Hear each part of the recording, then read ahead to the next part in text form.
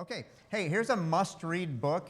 Oh, it must be one about soul winning, right? Yeah, that's a must-read book I'm going to share with you here. Is a book that tells you how to be the greatest soul winner in the world. Actually not, because being a great soul winner is really, it's God's blessing on your life. But that comes also with knowing how to deal with people.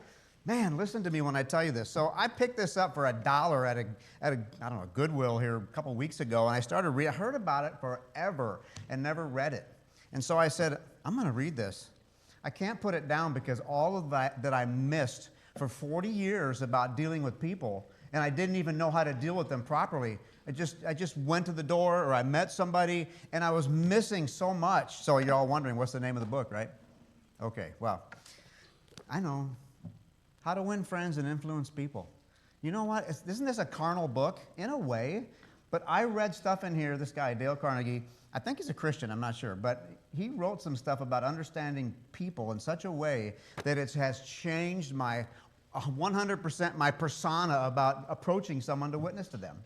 And I'll touch on a few things that I read in here, but if you have never read this, at least read the first half, because you will learn some things that you won't hear anywhere else. I hate to even say that. Preachers, it should be mandatory for preachers, because it does. It changes. Anybody here ever read this at all? Have you? Okay, then a couple of you know. But it's powerful. So let me do this. Let me tell you something. You know what I love? I love it. Okay, I like it. I like BC pizza is great, right? But I get a BC pizza, and I always do the same, and my wife and I love it together, and you get ham. If you get Canadian bacon, that's better, but you get ham, and then green olives. How many are with me on green olives? Yeah. And then you bring it, and you get double cheese, right? And then you bring it home, and then you know what the topping of all toppings is to put on top of that when you get home? Sauerkraut. Yes! You got to put sauerkraut on top of that pizza. Yes, it's great. But you know what? When I go fishing, I do not take a piece of my pizza and cut it off and stick it on the hook and throw it out there to catch a fish. I will not catch fish. You know why? Fish like juicy, slimy little worms. Okay? Now, since they like juicy, slimy little worms, should I keep trying to cram my pizza down their throat? No, it's not going to work. I've got to give them what they like. And so if I keep giving them what I like, I'm not going to catch them. And so God gives us an example of similarity in the Bible with Jesus when he talked about, follow me and I will make you to become what? Fishers of men. Why did he use that? Because there's some similarities there. So when we're fishing for men, in order to catch them, we want to give them what they like. And if they are hungry, pay attention. If they're hungry, they're going to bite. Okay? What do men like? They like to talk about themselves, don't they, right? They like to be recognized for an accomplishment. They like to be thought of as being important. They like to not be condemned or criticized, right? And so that's one of the things that we often end up doing sometimes. And they like sincere appreciation. Now, these are critical. But let me tell you what's before all of this. I'll tell you what's before all of this. We're going to give you some man-made things here. I'll say man-made things that help us be better soul winners. But if I go to my prayer list, and you see my little notebook here, you'll see some things at the top right here. Page about ready to fall out. Power and wisdom and love and holiness and discernment. And I write down soul saved, but that's not how I pray it. I say, God, lead me to people who will be willing to hear when I transition into that time of sharing the gospel with them. So we talk about all the natural fun stuff about life and everything and what's going on, and then we transition into the spiritual part of it. That's not up to me. It's up to me to know kind of what to say. It's up to God to open their heart. Wasn't it Lydia? Acts chapter maybe 16, 17, when God opened her heart when she heard Paul. They're praying by the side and they were talking together. Yeah, God opened her heart. So God has to do the heart opening in the people we talk to. But we can destroy even getting to that spot with that person by being foolish. And how we get there, we don't even... Sometimes, I tell you, we want to go argue, we want to cram the gospel down somebody's throat, and we want to do it our way. We want to give them pizza, and they want a worm. So I want to just talk to you a little bit about transitioning into the witnessing. And I just want to mention a few things that have helped me immensely in the last, I don't know, we've been soul winning 40 some years, and we've seen a lot of people who I believe got saved, and I know a lot of them prayed a prayer, I know, but a lot of them did get saved, and we're glad about that. So shouldn't I try to impress them with how awesome I am? No. That's not going to happen. They don't care about how awesome I am. You can win them to you by being that's a big word there, genuinely interested in them rather than trying to get them interested in you. So forget about trying to get them interested in you when you go up to a door, you knock on it, they come to the door. Don't even think that. Talk to them and try to get to the point where you are showing them, I care about you. I'm interested in you. I had some Jehovah's Witnesses come to my house a few times, right? And recently, I thought it was my pastor. I'm in my pajamas and my robe. I wasn't working that day. I prayed, read my Bible in the morning. It was late. I never do that. And I look outside. I heard something. I go, oh, that's the pastor's car. Open the door. No, 2 Jehovah's Witness ladies. And I'm standing there in my robe and my pajamas. And that was kind of rude, right? But you know what they did? Oh, it's okay. We're here because the world is really in shambles. We care about you and your family. If I was lost, I would have got sucked into that. But because I was saved, I said, stop right there. And we went another direction. I was kind, but we went another direction. So shouldn't I go for the juggler in the beginning? Like, hi, I'm Bill. I'm from such and such a church. If you died today, are you going to heaven? Have you trusted Jesus? Have you got the blood across your, no. I know a pastor that does that. Does he ever have anyone saved? No. He gets the gospel to them in the first 30 seconds, and they slam the door and he leaves. I go, whoa, why do you do that? Why don't you let them know you care about them first? And that's part of the transitioning part I want to share with you here. Okay, so we don't want to go for the juggler vein and just slam Jesus on them as soon as we can and hope they'll listen and get saved. So go ahead and try to catch fish the best way you can with the worms. Turn in your Bible to 2 verses, 1 Corinthians chapter 9, verse 22 and 23. 1 Corinthians 9, 22 and 23. To the weak became I as weak, that I might gain the weak. I am made all things to all men, that I might by all means save some. Now why? The next verse. And this I do for the gospel's sake, that I might be partaker thereof with you. So you missed my class on scripture songs, so there you go. Now you're getting some of it. I wanted to bring it in. Look at the verses. Here we 1 Corinthians chapter 9, 22. Start there. To the weak became I as weak, that I might gain the weak. So why did Paul become weak? He wanted to become weak in their mind so he could relate to them. So they would say, hey, this guy understands me. That I might gain the weak. I am made all things to all men, that I might by all means save some. And why does he do it? For the gospel's sake. So he tried to relate to people, and he tried to help people understand, I do care about you. I have been where you are. I understand what you're going through. I'm just here to say, yeah, I'm from the church. I give him a tract with first thing. Yeah, I'm from the church, but if you never come to my church, you just met somebody that cares about you. And I think that's really important. So Paul knew that the way to gain the weak was to identify them as weak and to relate to them and cater to them so they know that they are someone that you really care about. Now let me just hit this one statement here that I think is hopefully important. The entire conversation leading up to the gospel is an effort to draw them to want more of our conversation. If I start talking to someone at their door and I'm just starting to tell them about me and about our church and all this stuff, he's like, when's this guy leaving? I want no more of this. But if you walk up to the door, but on the way up to the door, you saw something in the driveway, something in the yard, in the backyard, a dog that you had, and by the way, constantly be always looking for something that is a common interest with you and what they have around their house.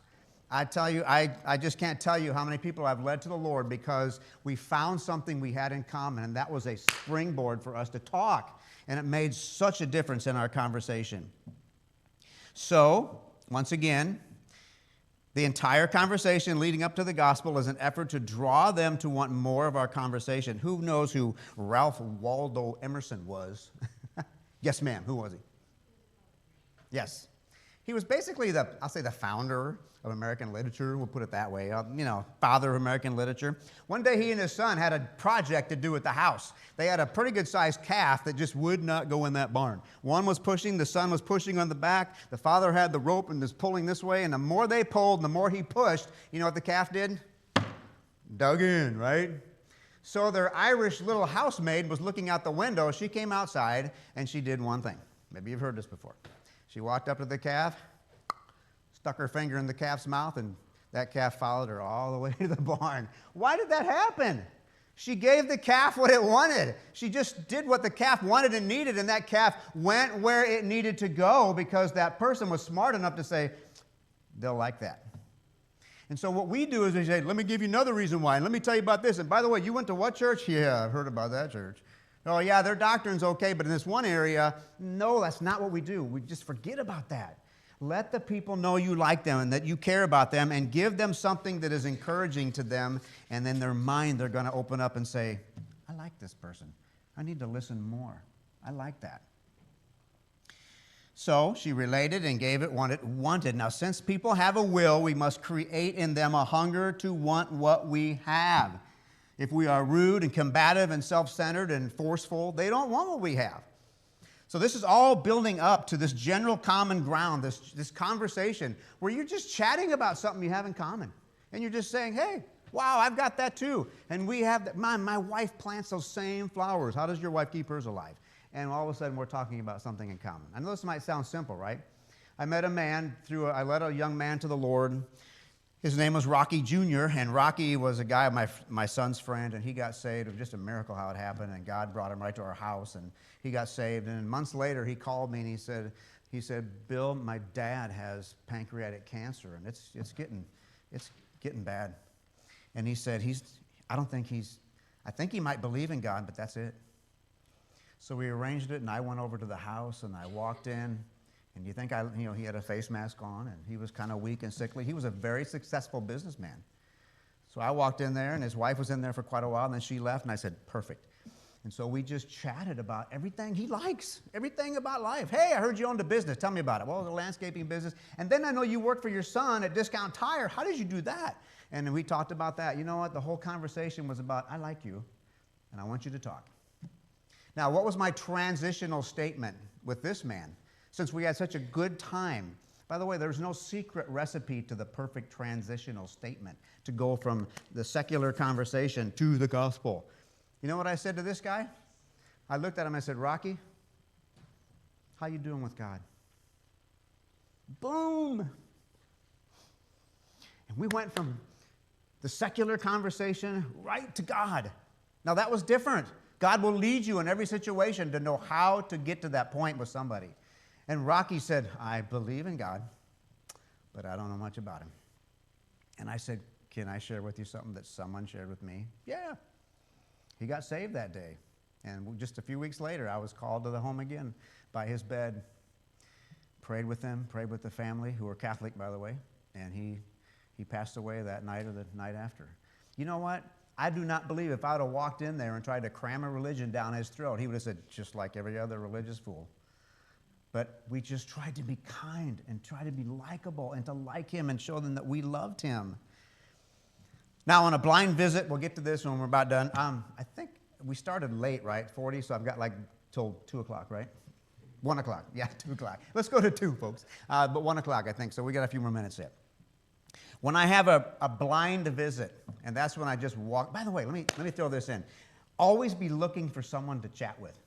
Always be looking just to make a friend. Girls, of course, be careful. Some handsome guy at the gas pump. Woo-hoo, I want to win him to Jesus. Yeah, no, forget that. But be appropriate. But if I am at a gas station, not too long ago, this guy pulled up, and he pulled up in his black Camaro, a newer Camaro, and I was like, you know, he turns it off a couple pumps away. And so I drive what? A Prius. And so I'm sitting there with my Prius, and I look over at this guy with this beautiful black Camaro, and I go, watch this. I went over to him. I said, I saw you looking at my car. I said, I know you want to race. Don't even try it. I said, I got a lot under that hood you don't know about. And he was laughing because he's got a Camaro, right? Well, what did that do? That just opened up a conversation. You know what I found out? He works with someone who lives right behind us out in the country where we live. That just, boom. So was I able to win him to Christ there? No, but when I reached in my pocket and grabbed one of my cards that Brother Drew was talking about, and I said, hey, Mark, scan this when you can. I said, I made a video. It just shares my story. Tells you something that's so helpful in your life. Would you do that? Yeah, sure I will. Now, this all counts, and because we are using the opportunity to win friends or make friends, and I think God wants us to make friends also. The best converse you'll ever have are the people you became friends with when they got saved. It's the ones where, like, I kind of was scaring them off, but they like, all right, this jerk's not going to leave. I'll listen to him. Yeah, okay, dear Jesus, save me. Thank you very much. All right, nice seeing you. Don't ever come back again. That's not what we want.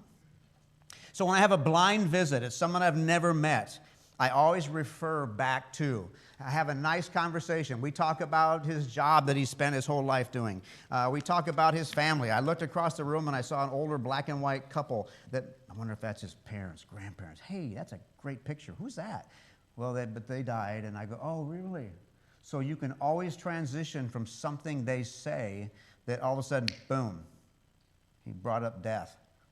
Yeah, Joe, we're all going to die. Let me tell you something that happened to me one time, and I go into my gospel. But if it's just blind and I have to get there, I do like to use this. Joe, I've really enjoyed talking to you, and as you know, as when I walked up to him and gave him this card, I'll just use this as a track, and ours has the church information on the back too. You know, I'm here from our church, and we'd love to have you come to church. We really would love to see you. But that's not the most important thing. It really isn't. It's not important for you to come to my church if something else isn't settled in your life, and that is knowing where you go someday when you die, Joe. And then okay, that's kind of a hit, right? Punch. Then I always transition into, Joe, when I was 17 years old, a guy came to my house, and we'd known him in the family, but he got all crazy. He got all religious, and it scared all of us. My dad kicked him out of the house every time he came, and my mom would just kind of run away from him. But I said, one day he showed up. My mom was in the one room. My dad was in another. He came in the living room, sat down, and was talking. And he looked at me and he said, Bill, can I ask you an honest question, and would you answer it truthfully? And I said, yeah. He said, if you died right now, would you be 100% sure you are going to heaven? Joe, I looked at him and I said, no. And then I had to be real cool. And I said, and nobody can be. You know, I had to add that in there. But I said, Joe, the next thing he asked me, I had to make a choice. He said, Bill, you can know. And he said, can I show you from the Bible how you can know? And I'm talking with Joe. I'm not preaching at him. I'm talking to him. And I said, Joe, you know what? In my heart, I wanted to hear what he had to say, because I wasn't sure about going to heaven. And so, Joe, and I always do this, at that point, I always put this back here, Joe, or this, I'd be honored if you'd let me take my little Bible and show you what that man told me that day. So when I leave in a few minutes, you will know if you're going to heaven. And I almost always, when you handle it that way, they at least let you show them. And if they don't get saved, you got the gospel to them, but most of the people let you show them, they get saved. I hate to say it that way, but they do. John Slifka, my soul winning partner, and I were knocking, well, actually, we went to a house that someone else said, would you go see these people? They both came out, a husband and wife, Kim and Ken, and they came out to the back porch, and we talked. And as I started to tell them what happened to me, I said, hey, we're so happy we got to meet you. We had a great half-hour conversation about all kinds of stuff. And I said, before we go, would you let me show you something? And I pulled out my Bible and I said, how you can know about going to heaven? Would you let me show you that? Yeah, sure. And Kim, with tears down her face, she gets saved. Ken was a little harder. I think I'm good. No, he wasn't. But I think I'm okay. But Kim was weeping. And that was because we tried to transition by just being humanly speaking, a friend to them and talk about general stuff. So when I get to that part with presenting the gospel to them, it's the common interest. It's the comfortable, casual conversation before that. It's just trying to meet them where they are and tell them some things that they want to hear to cause them to say, I like this guy. This is a good conversation. Yeah, keep going. I want to hear more. Rather than, get off my porch. Have you ever had that? Brother Rob, you ever had some? It's time for you to leave right now. And that's just the way it happens sometimes, okay? So pray daily. Pray daily. The prayer list. Pray daily that God opens the heart of someone you're going to cross their path today and that you will have discernment, one of my other prayers, of knowing how to transition into the gospel with that person, okay? We got 1 minute left. Everywhere you go, try to make a friend. Gas station, store, post office, school game. And then there's the next one. Listen to them. I don't know how many people I've said, when I just let them talk, all of a sudden, hey, what do you mean Fort Wayne? I just came from Fort Wayne. Your family lives? You have family in Fort Wayne? Wow. Hey, have you ever been to and we talk about, yeah.